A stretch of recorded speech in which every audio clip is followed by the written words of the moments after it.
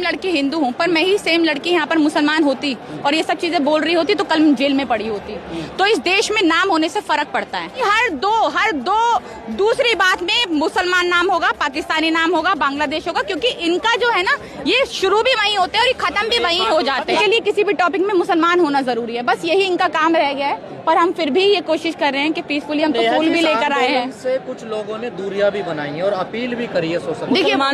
देखिए वो उनकी अपनी मर्जी है। देखिए अपनी मर्जी है। देखिए हमारे देश में ना मुसलमानों को, मैं आपको खुलकर बोलती हूँ ये बात, मैं नॉन मुस्लिम हूँ फिर भी मैं बोल रही हूँ कि इस देश में इतना बदलाव आ चुका है, इतना चेंज हो चुका है ये देश कि मैं ही सेम लड़की हिंदू हूँ, पर मैं ही सेम लड़की यहाँ पर मुसलमान होती और ये सब चीजें बोल रही होती तो कल जेल में पड़ी होती।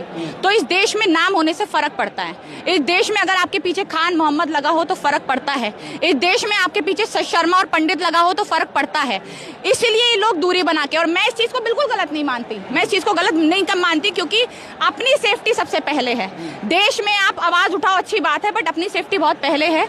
वो लोगों को उठाकर आप ये देखिए कितने प्रोटेस्ट हुए एनआरसी के, सीए के। उमर खालिद आज तक जेल में है, खालिद सैफी आज तक जेल में है, सारे के सारे मुसलमानों को आज तक जेल में डाला गया है और आज उनके खिलाफ सबूत भी नहीं है, फिर भी उनको जेल में डाला गया। हमने भी बहुत प्रोटेस्ट किए, मैंने भी लगातार बहुत सारी ऐसी बाइटें दी है जिसकी वजह से मैं जेल में जा सकती थी। पर यहाँ पर हिंदू और मुसलमान होने में फर्क पड़ता है, इसीलिए इस देश में उन्होंने थोड़ा सा दूरी बनाई है और इसमें कुछ गलती नहीं है अगर वो अपनी सेफ्टी के बारे में सोच रहे हैं। आप ये देखिए कि हमारे देश का दुर्भाग्य ऐसा है कि मुसलमान एक ये सोच रहा है कि हम इस प्रोटेस्ट से दूरी बना ले ताकि हमको पकड़कर गिरफ्तार करके अंदर ना डाल दिया जाए। जनता पार्टी का क्या भविष्य लग रहा है आपको? लोग कह रहे हैं कि अमेरिका में बैठकर, विदेशों में बैठकर भारत विरोधी यहाँ गतिविधियां ये लोग कर रहे हैं। आ तो गया भाई, आज तो इंडिया में आ गया, ठीक है, अब आ तो गए इंडिया में, और क्या चाहिए आपको? और अगर हम बात कर रहे हो, अगर है तो वो इंडियन ना, वो कहीं पे भी बैठकर लोगों के लिए अगर आवाज उठा रहे हैं, चाहे वो अमेरिका में हो, चाहे वो कहीं पे भी पूरी दुनिया की कोई सी भी कंट्री में वो, अगर हमारे भारत देश के जनता के लिए,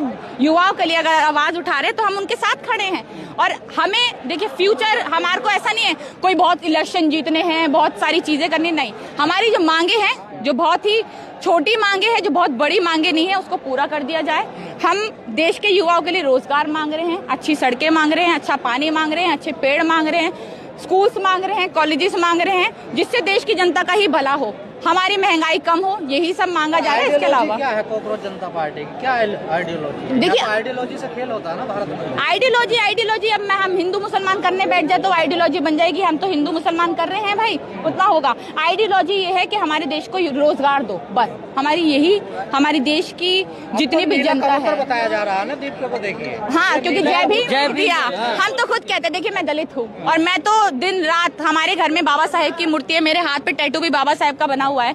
अब आप ये देखिए, धर्म को छोड़ दीजिए, अगर आप जय भीम, जिसने हमारा कॉन्स्टिट्यूशन लिखा, जिसके वजह से हमारा ये लॉ, जितना हमारा जो लॉ पढ़ पाते हैं हम, जिसके वजह से हमारा संविधान बना, जिसके वजह से हमें न्याय मिलता है, न्यायपालिका, जिन चीजों को जिन्होंने किया, उनको अगर बोलने पर, जय भीम, उनका नाम लेने पर अगर आपको नीला कबूतर बता दिया जाए तो इससे बड़ा दुर्भाग्य इस देश का कुछ नहीं हो सकता।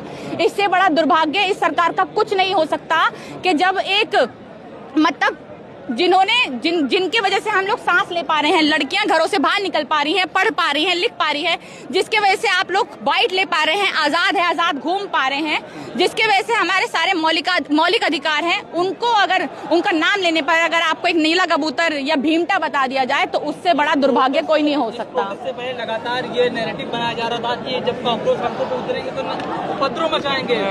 कहाँ मच रहा है उपद्रव? देखिए ये पता है इनको ये कैसे कहते हैं, क्योंकि जब भी कोई प्रोटेस्ट होता है ना पीसफुली, ये अपने कुछ घटिया जो अंधभक्त हैं, जो टुच्चे मुच्चे से हैं, उनको 150 रुपए देकर बेचते हैं और फिर कहते हैं कि जाओ वहां पर गाली बको, जाओ वहां पर ऐसी बातें बोलो जिससे हुड़दंग मच सके।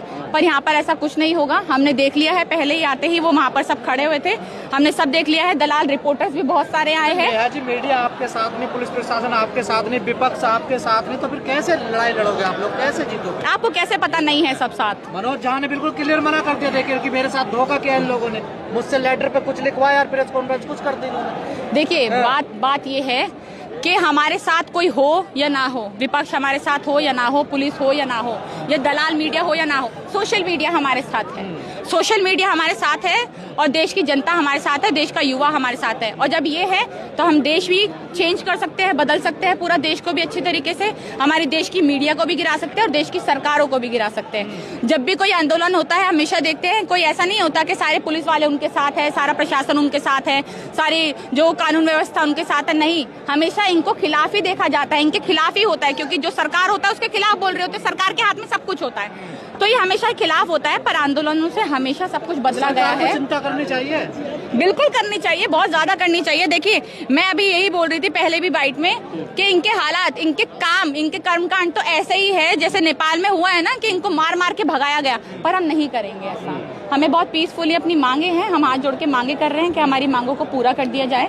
हमें नहीं चाहिए आपसे, हम नहीं चाहते कि हाँ ऐसे हालात आए कि आपको मार मार के पीट पीट के पानियों में नंगा करके भगाया जाए, नहीं, हम नहीं चाहते। गाय के नाम पे, मदरसे के नाम पे, मस्जिद के नाम पे बड़े मजबूत है। देखिए कि देखिए कोई मजबूत नहीं है, अगर मजबूत होते ना, जो इतने फॉलोअर्स होते हैं ना, ये मजबूत है ईवीएम से, ये मजबूत है सिर्फ ईवीएम से, कि इनको वोट मिल रहा है और इतना खतरनाक, ये इतनी खतरनाक धांधली कर रहे हैं कि जीत जा रहे हैं। ये सिर्फ उस चीज से, बैलेट पेपर से आप चुनाव करा लो, आज पता चल जाएगा कितने मजबूत है कितने कमजोर है। ईवीएम भी है क्या? नहीं, देखिए ये कॉकरोच का मुद्दा हो या ना हो, मेरा मुद्दा जरूर है कि ईवीएम में धांधली होती है, और ईवीएम में धांधली होती है तभी ये बनते हैं, वरना ये देखिए जो इतने साल इनको इतने फॉलोअर्स कमाने में लग गए, सोशल मीडिया पे कॉकरोच जनता पार्टी ने 2 ही दिन में वो इतने फॉलोअर्स कमा लिए। पर रुक गए, अब देखिए। हाँ, रुक गए तो क्या हुआ, रुक गए, रुकने बड़ी वाली बात नहीं है, पर है कितने, दोनों मतलब कितनी सारी पार्टियों को अगर एक साथ मिला दोगे उससे भी ज्यादा उनके फॉलोअर्स। तो मैं सोशल मीडिया के फॉलोअर्स को भी नहीं मान रही कि सोशल मीडिया, देश की जनता जब यहाँ पर आकर खड़े होकर एक कॉल पर इतने लोग इकट्ठे हो सकते हैं, तो देश की जनता अभी भी जागरूक है, देश का युवा अभी भी जागरूक है, और हम यही कोशिश करेंगे, यही मांग रहेगी कि हमारी मांगे पूरी की जाए।